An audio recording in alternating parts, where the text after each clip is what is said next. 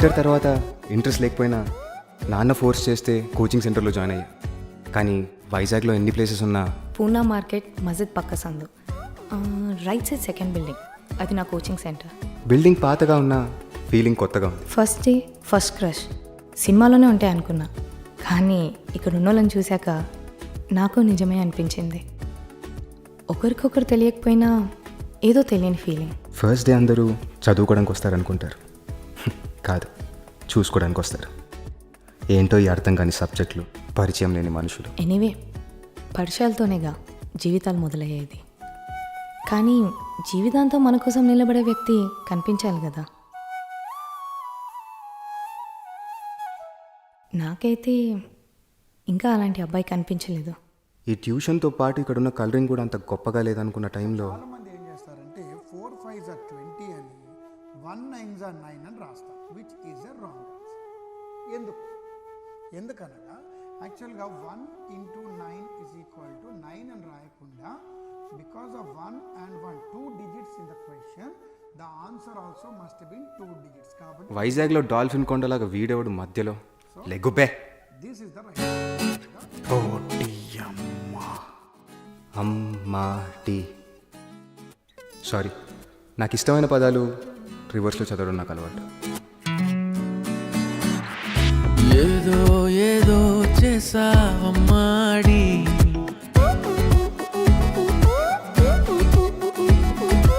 ఏదో ఏదో అవుతోందమ్మాడి,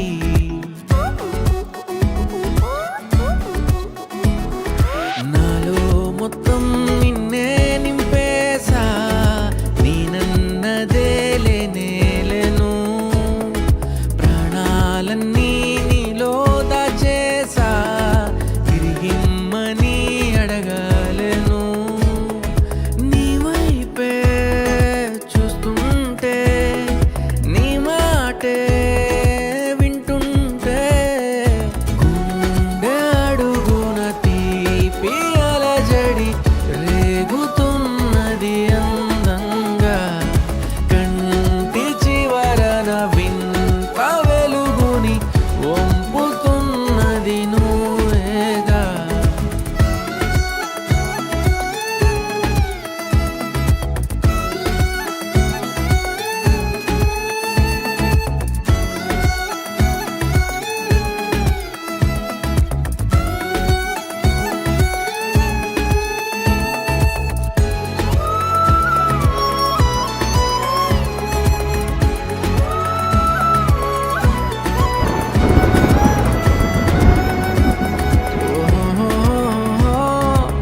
ప్రేమిస్తే ఇంతేనా అన్నట్టుగా, వేరేదో లోకంలో ఉంటున్నాగా, నాలాగే నీకు కూడా ఉంటుందా, నాతోటి ఓసారి చెప్పొచ్చుగా. సగం మౌనంటూ సగం కాదంటూ సందేహంలోన పడేస్తావుగా, సగం నిజమంటూ సగం కల అంటూ అయోమయమేదో పెంచేస్తావుగా. నేనిక అయ్యేదెలా నీ సగం, ఏదో ఏదో చేసావమ్మాడి,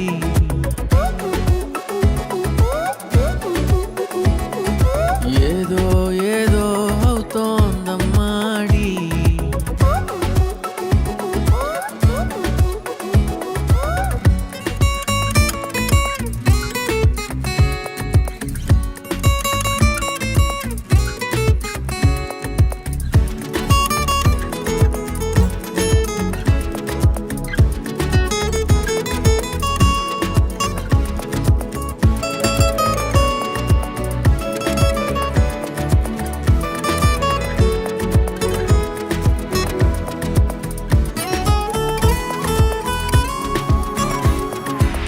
ముసుగేసి కూర్చున్నా మనసాగదు, తలుపేసి కూర్చున్నా తలపాగదు, ఆపాలి అనుకున్నా ఆశ